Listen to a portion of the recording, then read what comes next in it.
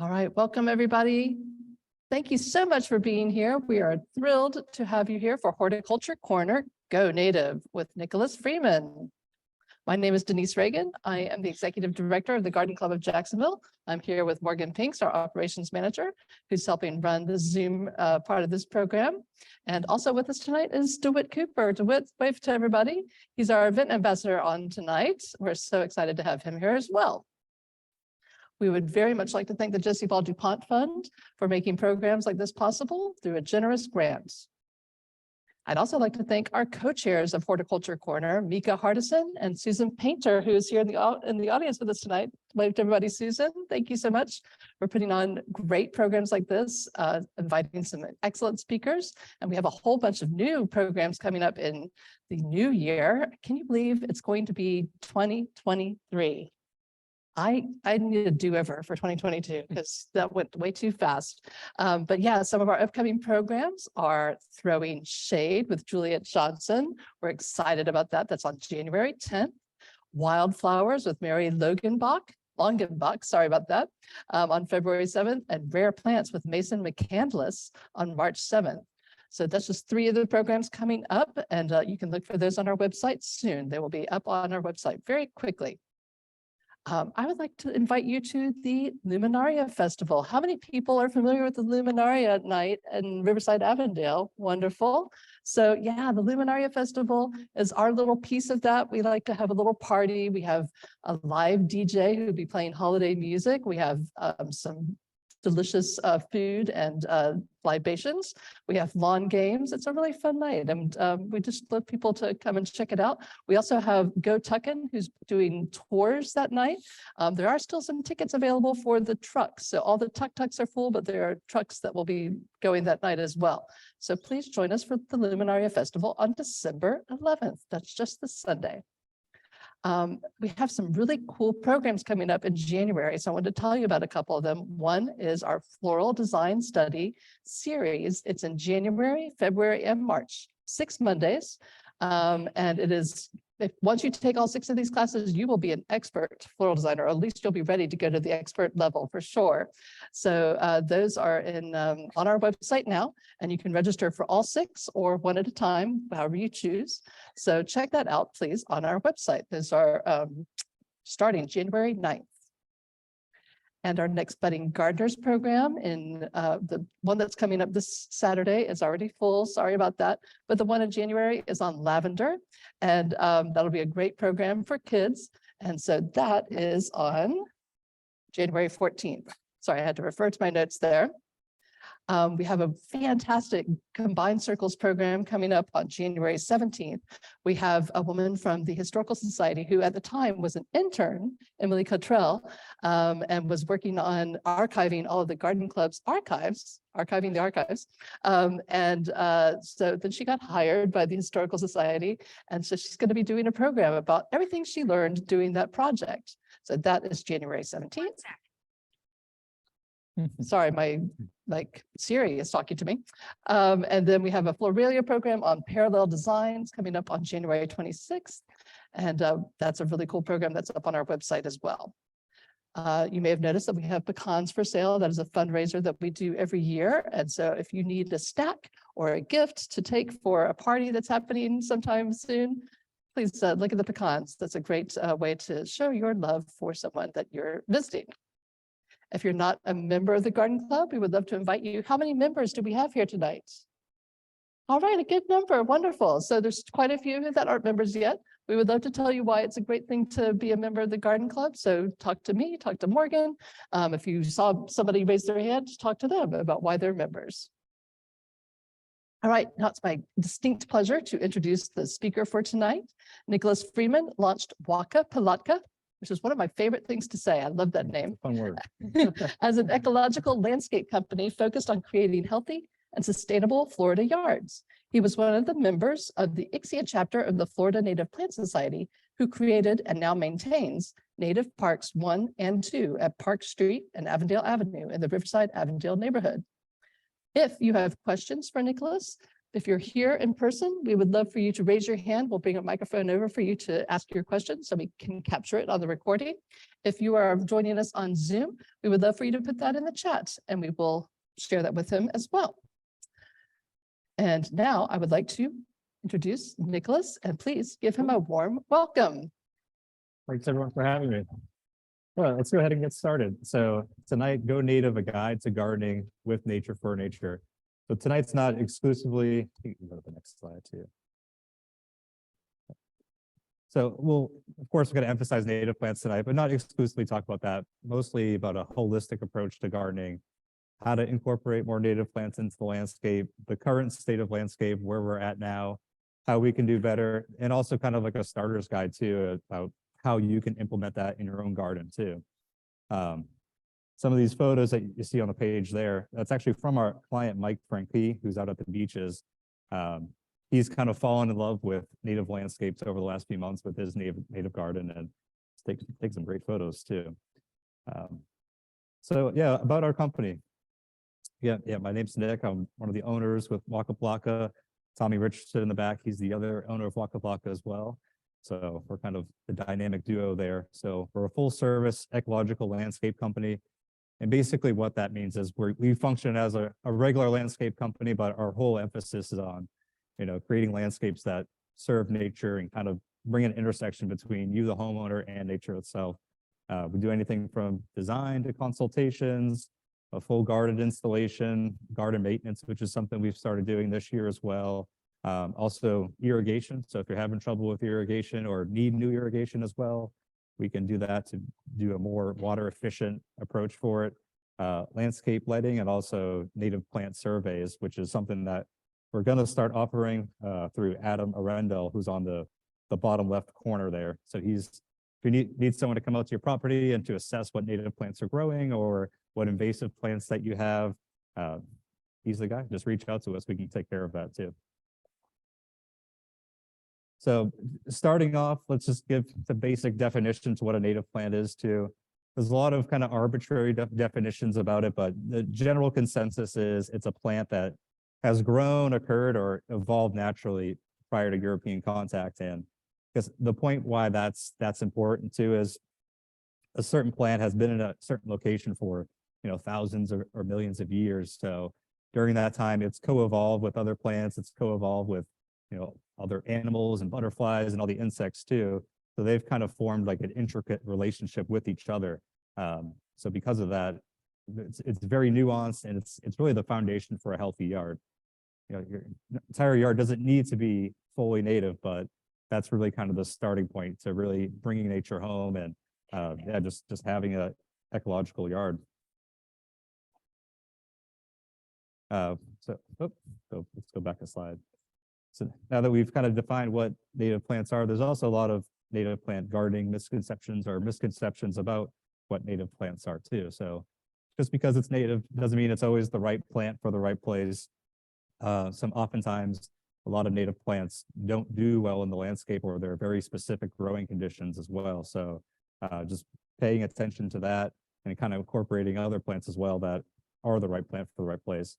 And sometimes people think that just because it's native, it's going to perform as like a traditional commercial plant that you would find in a nursery too.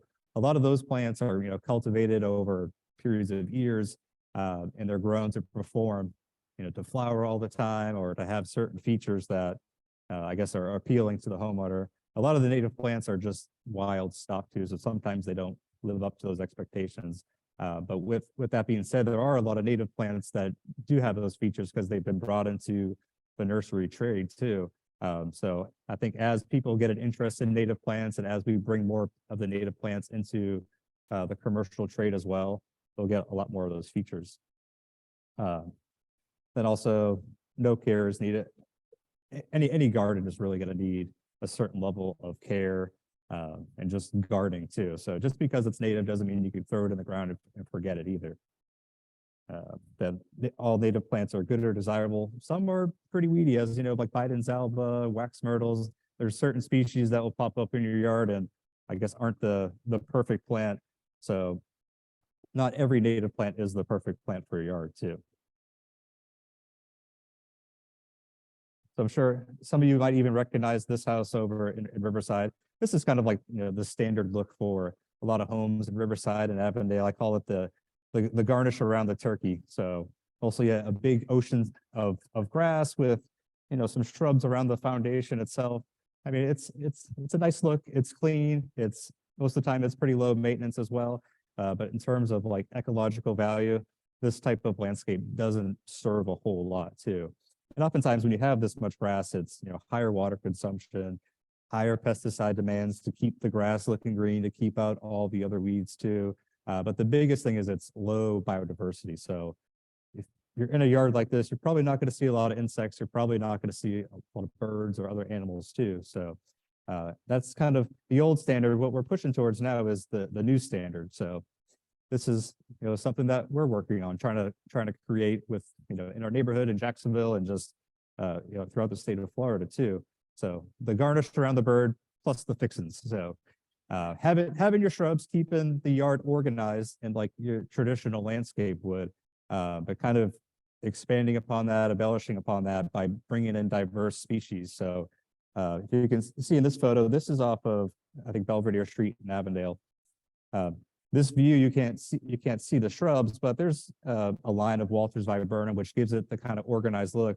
But beyond that, you have, some native grasses, some Elliott's love grass, which adds some nice texture, really good bird food. It's a host plant as well. There's some calamint that you can kind of see in the background that flowers like crazy and attracts a huge range of bees and all types of pollinators. And there's also perennial peanut too. The homeowner they had some failing grass, so we took out the grass and put perennial peanut in, which is not native, but it's a really good substitute for a lawn. Puts nitrogen back in the ground, doesn't really need a lot of water. Flowers almost constantly too. It's pretty easy to maintain. You just mow it a couple times a year.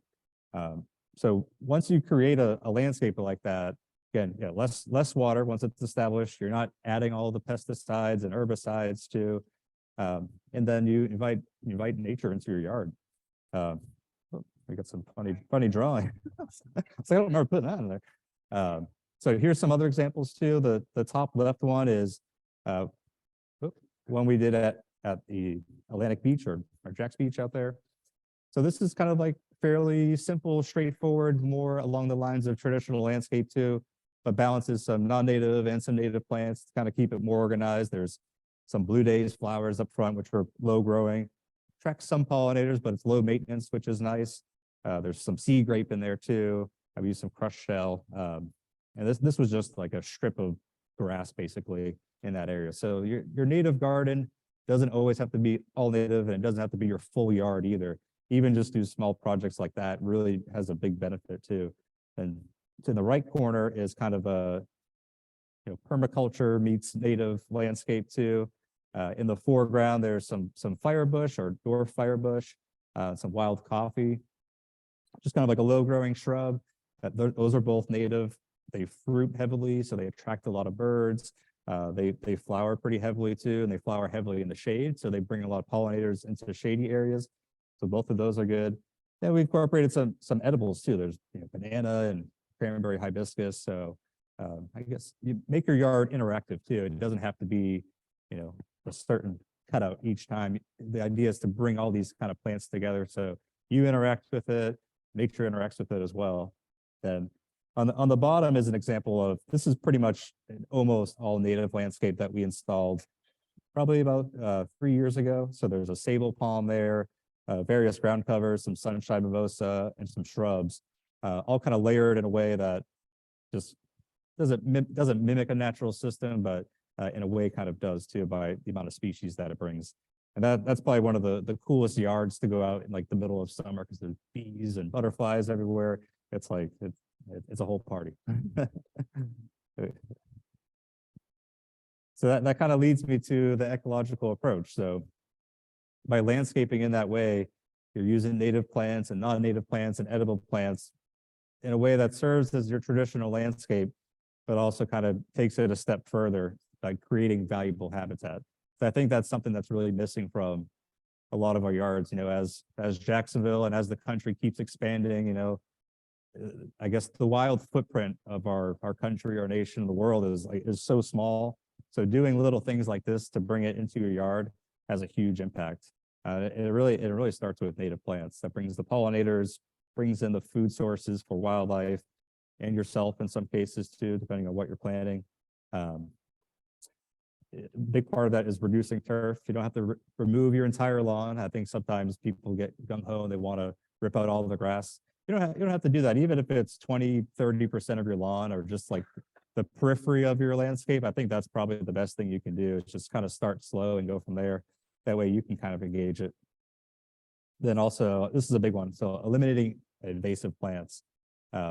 Sometimes there's the approach of let everything grow. I take the natural approach. Sometimes that's more detrimental if you're taking no action. So for example, in Riverside, we have golden rain tree and camphor trees that will really get into your landscape if there's no action taken. So part of the ecological approach is being involved in your landscape, kind of recognizing, paying attention to what's growing too. So you can remove the bad and put in the good. So now that we kind of have some background with that too, I kind of want to give you guys a framework for how you can do this at your own house too. So because the biggest thing is really just assess your property, take it slow, take your time, just really kind of learn the nuances of your landscape. You know, where is it shady? Where is it wet? What is my soil like too? Because once you learn all of that, that kind of gives you the framework for what you can build upon. And also plant selection, that's a big thing too. So embrace local flora. So that's your native plants. Again, they don't have to be the entire landscape. There can be a balance there too. But I think incorporating like native trees or 30 to 50% of your landscape, if it's native plants, that's going to have a huge impact. Then you can kind of sprinkle on some of the colorful accents that you want in your landscape too, or the plants that I guess give it the wow and pizzazz too. So that's the way to do it. Then also once you kind of have that understanding, then you can work on creating your plan. And when you're doing your plan, you just want to keep it simple. You don't need to do 1,000 different plants. Kind of keep it organized, keep it together, and don't go replacing the whole yard. To take it slow, step by step. So this is an example of a plan that we are actually working on still. This one's out towards the beach too. And this just gives you an idea of why a plan's important too. So in this plan, you can kind of visualize, you can conceptualize what the landscape's going to look like, how the plants are going to kind of interact with each other. I know it's kind of a flat 2D version, but it helps you picture what the final product's going to look like too. And a lot of these plans show the plant in its final kind of mature growth stage. So again, yeah, it shows you what's the landscape going to look like 5-10 years from now. Is it going to be jumbled up and crazy, or is it going to be pretty well laid out too? So I can't emphasize planning is the most important thing. You don't have to be a landscape architect to do it, even if it's a simple drawing on a napkin too, just with some circles and some rectangles. That's going to be helpful just to organize your thoughts, because otherwise the landscape always more of like a shotgun approach, and that never really works well.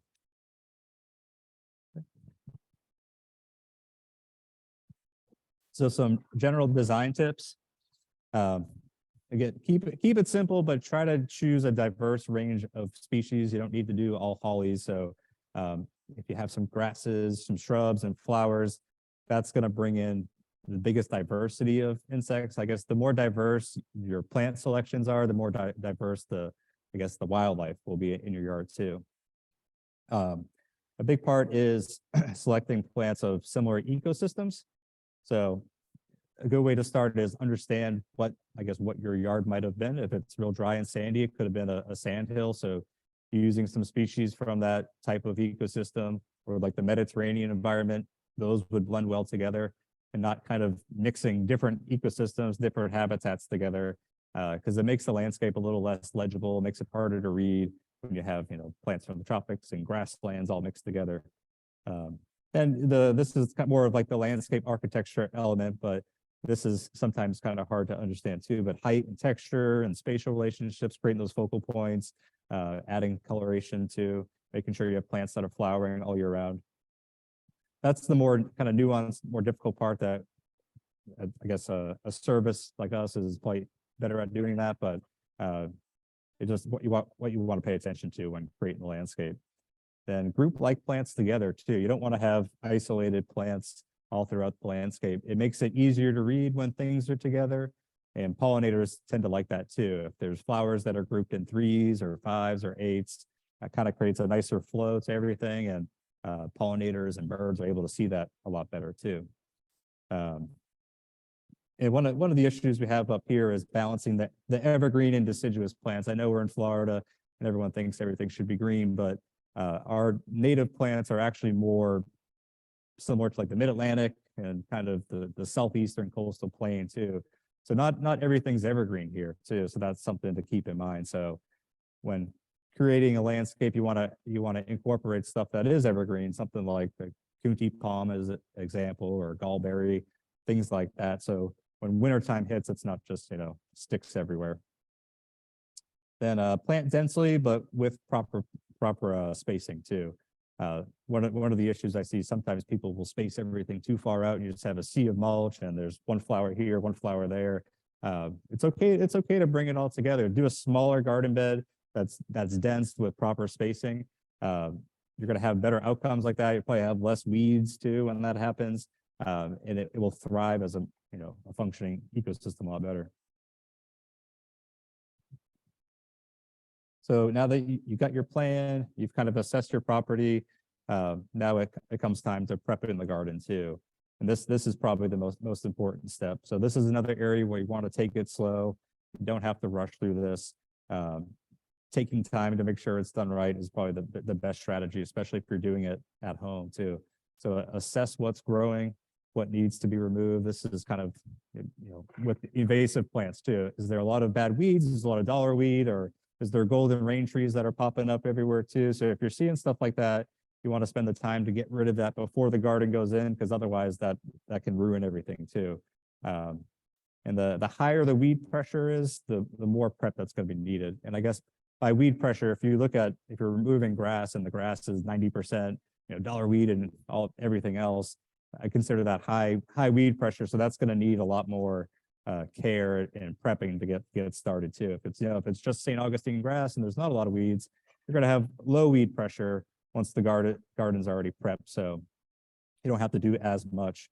And getting it ready, there's different techniques. A lot of these are pretty slow, like the soil solarization that usually takes a lot of full sun. It can take a couple months to really get that done. It's really effective. It kills the seed bank really well, but not always efficient for the homeowner. Smothering techniques work pretty well too. Adding cardboard, adding some mulch. That's another good technique that works a little bit faster too, and doesn't involve any chemicals. We typically do like an herbicide treatment to pretty much wipe the soil clean. So using a mix of glyphosate and pelargonic acid, which is scythe, that tends to burn it out and kill it at the roots nicely. And yeah, it kind of gives you a blank canvas to work with, and that is like the quickest thing to do too. And a lot of those chemicals are available for homeowners if you need it. It's not something that you want to use repeatedly, but getting started, it's a really effective method. And yeah, weed management is an ongoing process too. It doesn't end with that one treatment too. So keep that in mind when you're creating your garden. That's a continual process. You'll need to keep doing that too.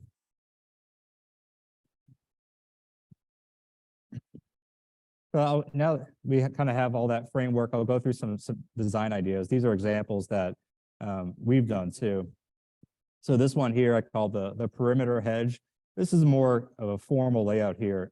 This is using Walters Viburnum Select, which is a cultivar, native cultivar. It's got a really nice kind of upright form, so it's perfect for hedges. You can shear it nicely. It behaves pretty well, but still flowers, attracts pollinators, still fruits, so brings in birds too, and it's a really good cover for birds as well. But this kind of gives you the general idea of how that's created too. But you can make this more naturalistic as well. So if it's your backyard, it's a little bit more informal. That's a great place to introduce native plants. You can have varying textures, varying heights there. Pay attention to each level too. Add some trees, add some ground covers, add that middle shrub layer as well. The more layers that you can cover when designing a landscape, I guess the more it's going to function as like a natural system too. But again, if you need to keep it more formal, you can still get that done with native plants. So this is Walter's viburnum and magnolia right there. I think with some ferns in the background too. And another technique is the grove. So this is a good idea for smaller yards or the back of the yard too, where you want a smaller footprint. This one's fairly large. It almost takes up the whole front yard too, but gives you a chance to really incorporate a whole variety of native plants too. Starting off, this was mostly just grass. I have some photos of the before pictures too. Grass, a couple of trees. We incorporated a path, some different grasses and shrubs too, different textures and pollinating plants. And this functions as like the beautiful landscape. It's always has pollinators and birds flying through it. It's just really, really pretty.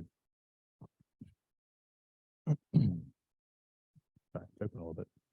So here's some of the before photos here on the left. You can see there was a live oak tree. So it had a good starting point. It had a lot of good native canopy starting off. There was I think a East Wacca holly there too, and a red maple. So we kind of played with that. In the front, we left some of the grass just as like a visual cue to keep it organized. Then we layered in our native plants as well, and putting some paths through it.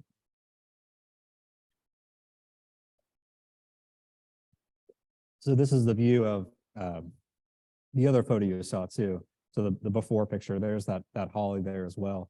So really, within like 4 months, this landscape just kind of transformed and has really, really blossomed too. Then there's the Mini Meadow. This is a little bit more complex. I know this one probably has the best wildlife benefits because it has so many pollinator plants that attract a variety of things. But sometimes this one can be a little bit more difficult to execute too. You can do it on smaller scales, which makes it a little bit more simple, but on a large landscape where you're replacing the whole front yard, this is more time because it's more square footage. It's more weeding that you have to do, just more gardening that's involved too. But these are some of our favorite projects to create. It's so varied and nuanced and beautiful. This one's off of Pine Street. You can see there's some purple coneflower there with a background of Elliott's lovegrass. And throughout the seasons, this just takes on a whole different evolution.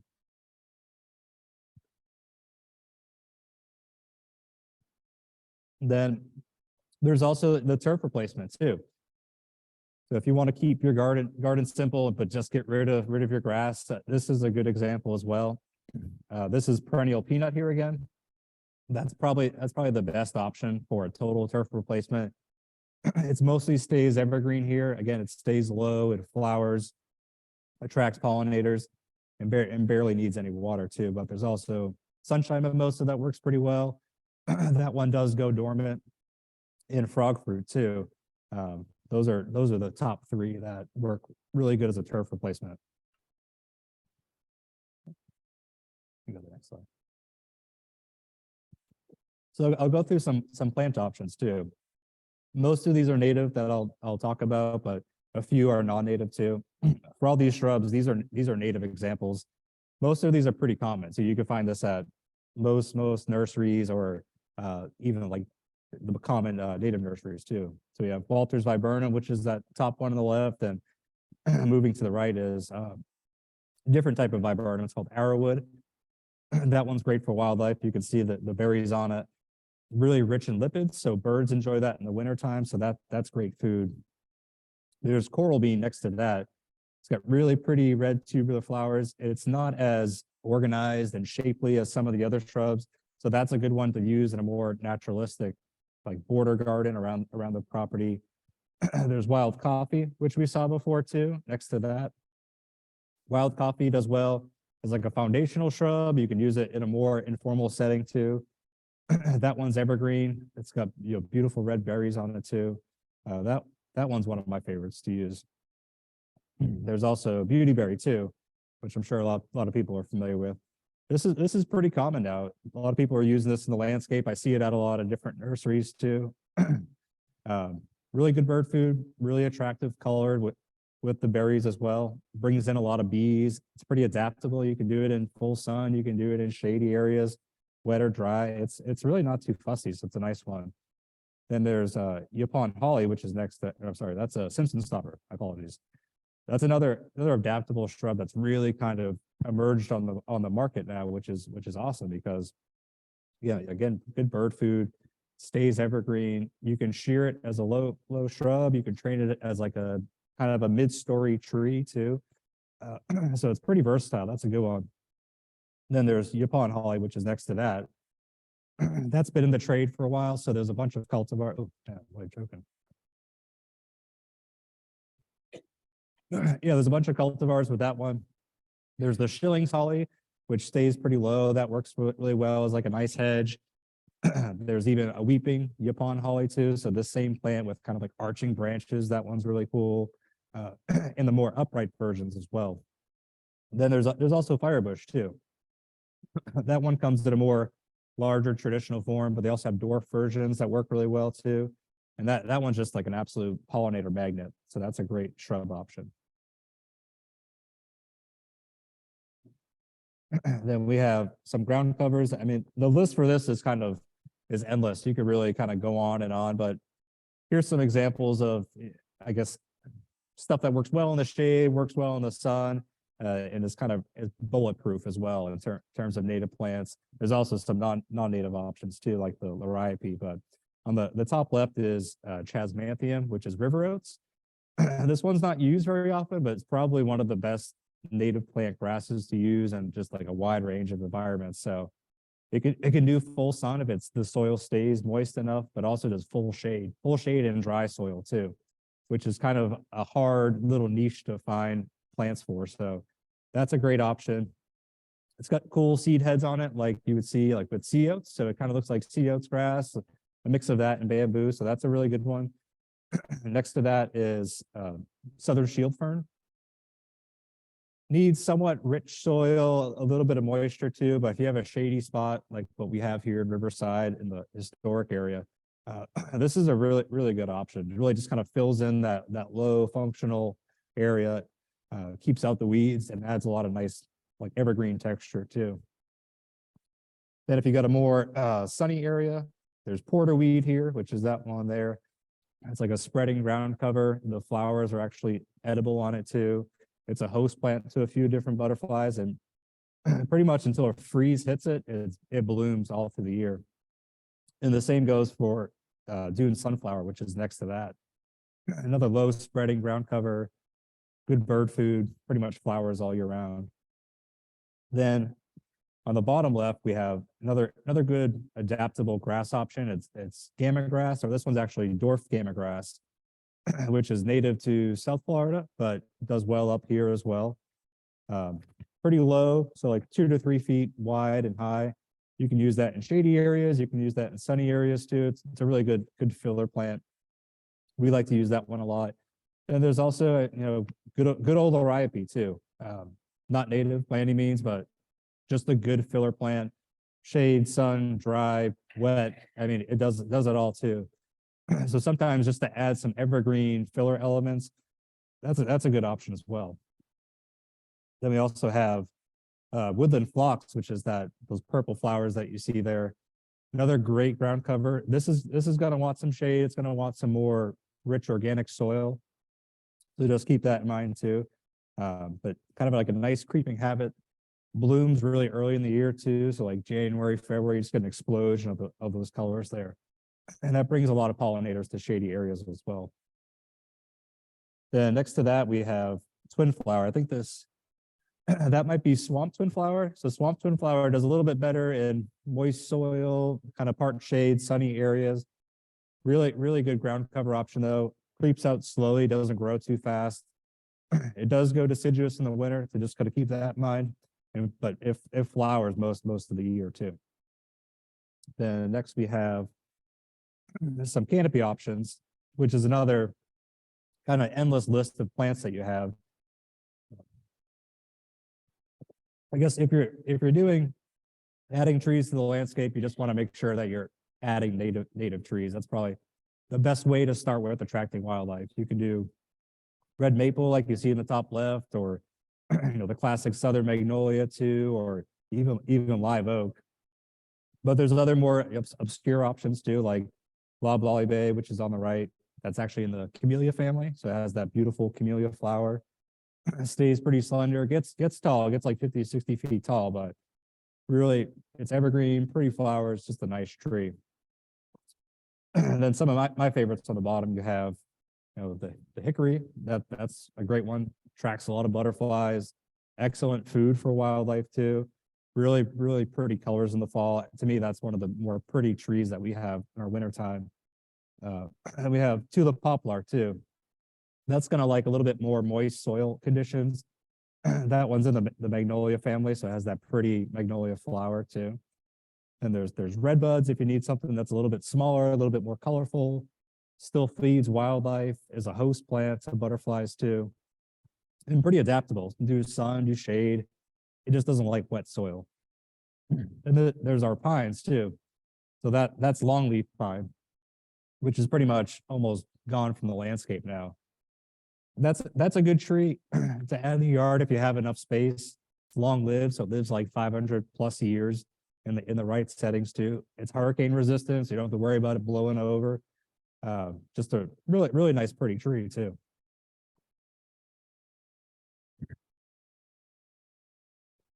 Then in terms of our flowers, most of these are native here. One of them I'll talk about is Gara, which is not native, but does really well in the landscape. Blooms a lot. It's the pink one, the third one on the top right. Pretty adaptable in terms of where it can grow. Yeah, and it flowers pretty much all the time. Attracts a whole range of pollinators too. But there's some other good options, like on the top left, there's verbena. This is Verbena canadensis. It doesn't naturally extend into Florida, but does well in North Florida. It's a nice ground cover. Flowers mostly in the summertime and fall. Does go dormant in the winter, but it's a great adaptable ground cover. Then there's things like coneflowers too, which is the yellow flower you see on the right. Also bee balm beneath that. All of these are just like pollinator magnets, so really good plants too. And next.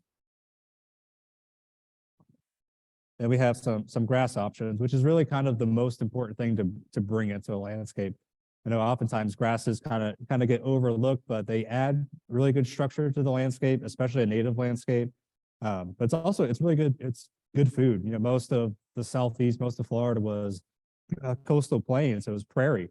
So most of what we had was grasses. So this feeds a lot of birds, provides a lot of wildlife cover too that they need. It just adds like a nice, I don't know, a kind of like ethereal texture to the landscape too, which sometimes just having flowers doesn't really add. So, and there's a lot of good options here. There's pink muhly grass. We have Elliott's love grass, which is on the left there. Then the third one over to the right is creeping bluestem. That one's not commonly found, but has a nice kind of silvery color. Behaves pretty well in the landscape too. There's Andrew Pogon to the right of that. Another one that has a nice silvery coloration. Really pretty kind of fall seed heads too. And that one's a host plant to a couple butterflies as well. And then on the bottom, we have some non-native and kind of like a native cultivar too. On the left is switchgrass. Switchgrass heavy metal. It's like a really nice, strong, upright grass. Again, good bird food, good structure to the landscape. Then there's also Lamandra too. So there's Lamandra breeze, which is kind of like that bright green one. So that's a nice evergreen grass to the landscape. That one's really good. Then next to that is another type of Lamandra, which is called Platinum Beauty. So that one adds a nice kind of variegated, bright color to the landscape as well. Not native, but again, kind of holds the landscape together. These are good grasses to use in combination with your native grasses too. So we like using those ones a lot. Then some edible options as well. Just kind of hit on a few of these. So a lot of the edible plants that we use in the landscape, they also are great pollinator plants too, food for wildlife. So we have African blue basil, which is just an absolute pollinator magnet. Anything in the mint family tends to bring in all the bees, and this one's really no exception too. It's edible. It's got a really nice form to it. It blooms pretty much all the time too. And it is drought resistant, which is nice. Then there's figs, which are good. Of course, they're delicious, but also that's food for wildlife too. There's rosemary. Again, in the mint family, so it attracts tons of pollinators. That's a nice one. Citrus, which is actually the host plant to a lot of our swallowtail butterflies. A lot of people don't realize that. So that produces a lot of butterflies too. Then loquat tree, which are pretty common in this area. Low fuss, easy to grow, good food for wildlife. A lot of sapsuckers. Other birds like to use this tree as well. So that's another good one that you can incorporate into your kind of ecological native landscape that kind of give it a little bit more character and also give you some snacks. Then my dad joke for the evening: stock options. I think that's about it. Sorry, I was like choking the entire time. So yeah, just to summarize, yeah, use native plants where and when you can. You don't have to go, 100% native. You don't have to rip out all your grass. Small little things done on a large scale. So if everyone's planting a small little patch of wildflowers or using native trees in the yard on a large scale, that's going to make a big difference. So wherever you can, spread the good word. Then also just reduce the amount of turf that you have. Like that's the biggest thing. And just try to mimic natural systems. So whether that's keeping carbon on site, planting pollinator plants, using less chemicals when you can to, using less mechanical, injury in forest, less mowing and hedging, all of that creates just a healthier ecosystem. Yep. And that's it. Does anyone have any questions? Yeah, that's so great. So yeah, I think we've got some questions that have been building up on Zoom. And Morgan, if you wouldn't mind taking the microphone out and seeing what questions we have in the audience, I'm going to stop sharing my screen so that we can see you as we're doing this. Hold on one second. Stop share. There we go. All right. So I'm going to start with a question from Zoom. We do have a question. So little bit worried about the weed control that included using the herbicide. Worried about the it might be a known carcinogen and the subject of several active lawsuits. Wondered if you could talk about that and if that's a safe thing to use. I think repeated routine use of that type of herbicide probably isn't the best strategy, but in terms of being a more effective way to kind of get the landscape going, it's a good option. And if it's something that you personally don't want to use, there's other methods like the smothering, like I talked about, or solarization too. So I think it serves its role in the landscape. It's not something that you constantly want to pour into the landscape because it does have detrimental effects too. But I think if used in the right way, it's okay. Great, thank you for that. All right, and so I know that we have some questions over there. So Morgan is on her way to get to you.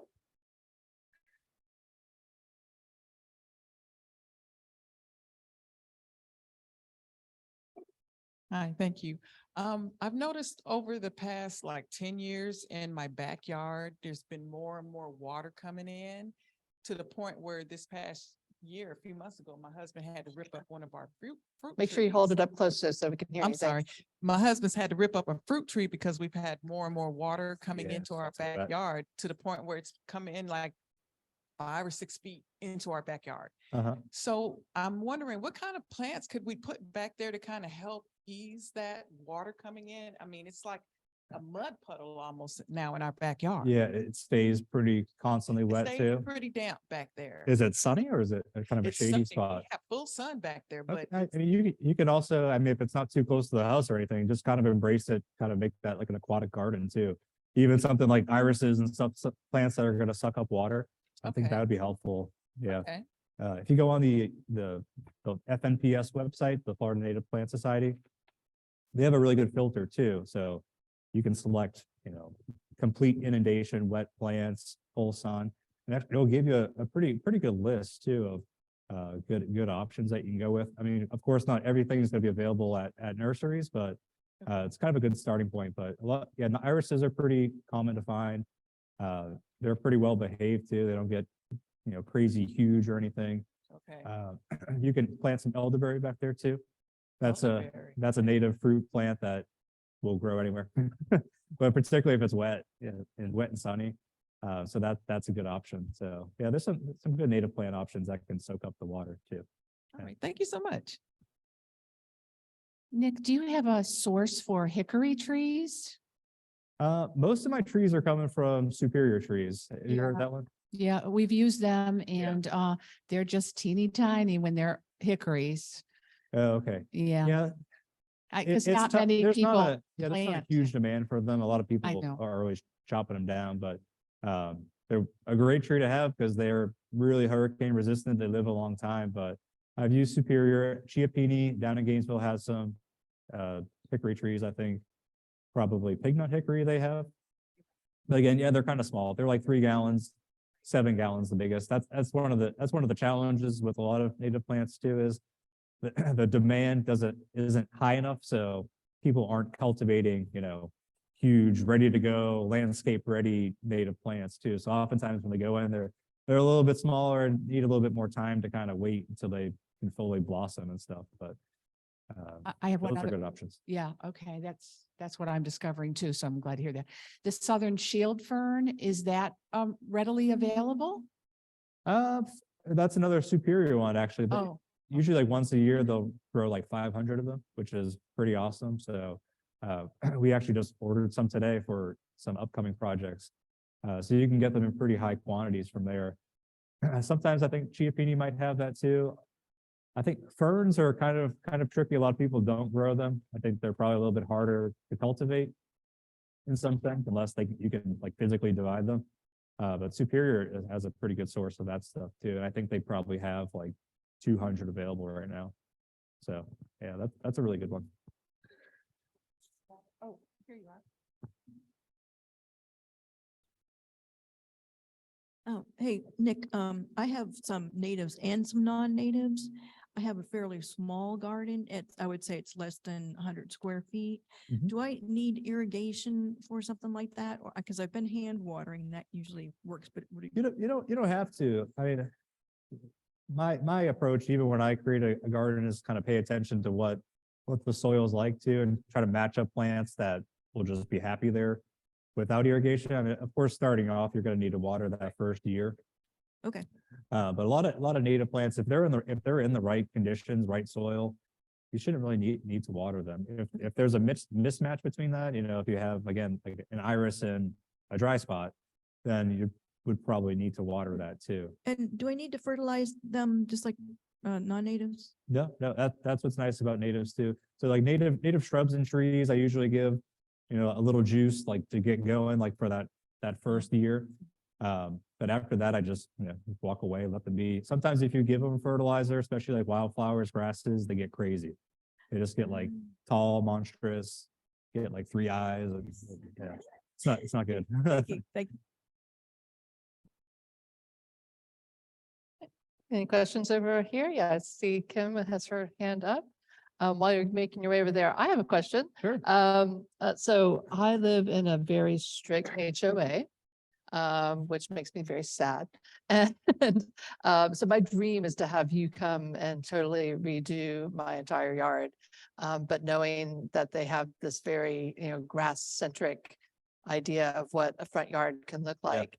Do you have any recommendations for how those of us who are stuck in those kinds of situations can work within those boundaries? It's getting better for sure. Like this past year, we did a giant rain garden. Someone had in their HOA retirement community had a preserve area that we dug out, created a rain garden, put a trail that cut through it too. And I was kind of blown away that the HOA approved that too. So they're definitely getting better. I guess things that you can do is you can join the HOA board too. I think that's what that person had done to kind of advocate, not only for themselves, but for native plants as well. Because I think in that situation, they were very very ornamental plants, grasses. So that's kind of a good strategy for that too. But usually if you're reasonable, you have a plan and you're kind of taking the right steps, whatever those steps may be for the HOA, I really haven't had too much pushback with that. Very, very few. I think you run into problems where you go out there one day, you take a shovel, you pull up all the grass, then you're like, mimosa. You throw all those plants out there, and none of that's improved or anything. And that's when people usually get kind of irritated about it. Yeah. You get pushback. So Yeah, for sure. Thank you. Yeah. All right. I have a question about plants that look good with grasses. So what else do you plant along with grasses? So with grasses, you usually want to kind of create a prairie system. Again, it kind of goes back to like what plants grew together and what ecosystem too. So yeah, a lot of the grasses like that we saw in the slides, like the silvery andropogon, that switchgrass, all of that. So really the palette is like huge there because you can really put all the different types of flowers. It's going to be kind of based on what your soil is like too. So if it's really dry, you're going to want flowers that are adapted to dry stuff. Or if it's a little wet, you're going to want kind of wet prairie plants too. But the grasses are pretty adaptable for wet and dry, which is nice. But yeah, the options there are kind of limitless. Like all the purple coneflower, like black-eyed Susan. There's a few different varieties there that do really well too. Plants that are in the mint family, like bee balms, do really well. Some of the calamints too. There's really a lot of options there.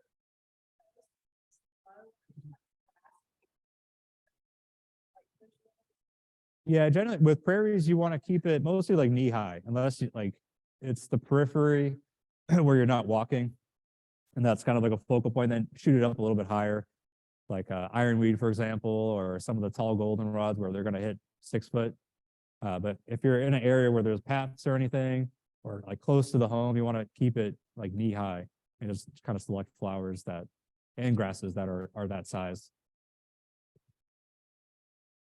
All right. Any other questions? We've got a couple of hands here. Yeah. Yes, you mentioned a plan to replace the grass with. Could you repeat the name one more time?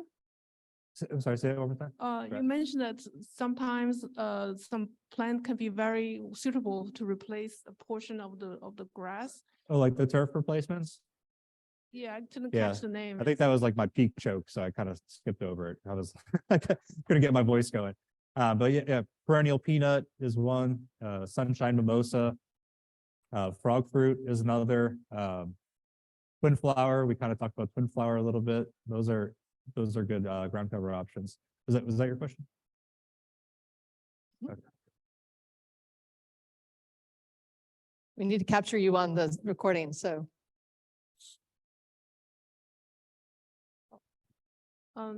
Are these really available in the big box stores or locals? In terms of buy?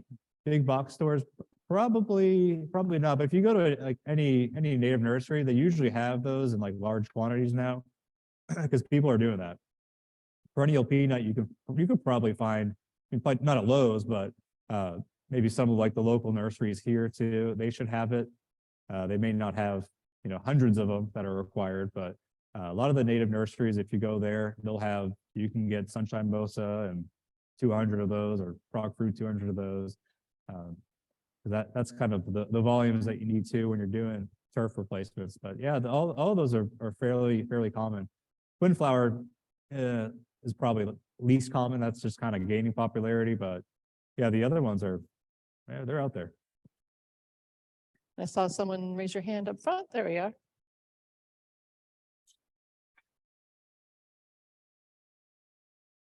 I have two things to ask about. And the first one, in our family, we argue about this all the time. Used to put landscape fabric down and mulch on top. Decided that really didn't like that. So now I'm putting cardboard. And my family thinks that's just terrible. Oh my goodness. No, don't use cardboard. That looks terrible. I was like, you can't see it. It's under the mulch. Yeah. But how do you feel about landscape fabric? Fabric, we try to steer away from. We've used it in certain situations. Of course, if you're doing like a rock garden or something, you need fabric to hold the rocks too. But generally, we stay away from it because it works really well for like a year. Then it fails miserably. soon as a little tiny layer of dirt gets on top of that, which happens when that mulch breaks down, it's game over. Then you have roots that are through the fabric and it's hard to get the fabric out. Then it's just plastics in the ground. Yeah, we try to stay away from it. Cardboard's a good method too, especially if you have, like, again, the high weed pressure where you need to kill something back and kind of smother it to let the stuff that you want to grow. Cardboard is good because you can put a couple layers of a couple inches, I guess, of mulch on top of that, and it breaks down pretty nice. So that's a good option. I guess the only downside I think with cardboard is probably some of the glues that are in cardboard. I guess that ultimately gets in the soil too, but I guess the benefits for cardboard are probably a lot higher than weed mats. The second thing is that I've lived all over, just moved to Florida, and I'm just not warming up to the palm trees as shade.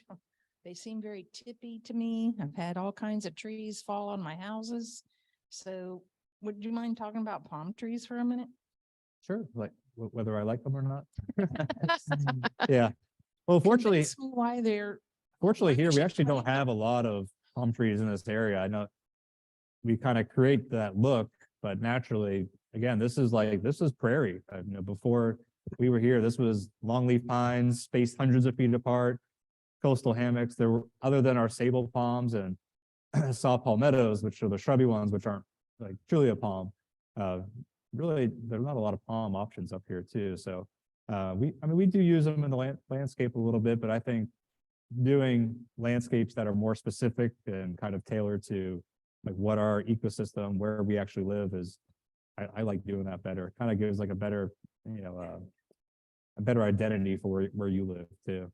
So, but if you're in Miami, that's unavoidable. I'm with you on the palm thing. I think, first of all, most of them are not native. Yeah. Second of most all, them are. no shade whatsoever. Third of all, ugly. I don't know. I'm very anti-palm. Yes. So like, We're gonna form a down with group. palms. Sorry. Gardeners against palms. Form our little group. Do Yeah. you have any other questions in the audience? All right. And I don't see any more on here. So with that, can we give a big round of applause to Nicholas Freeman?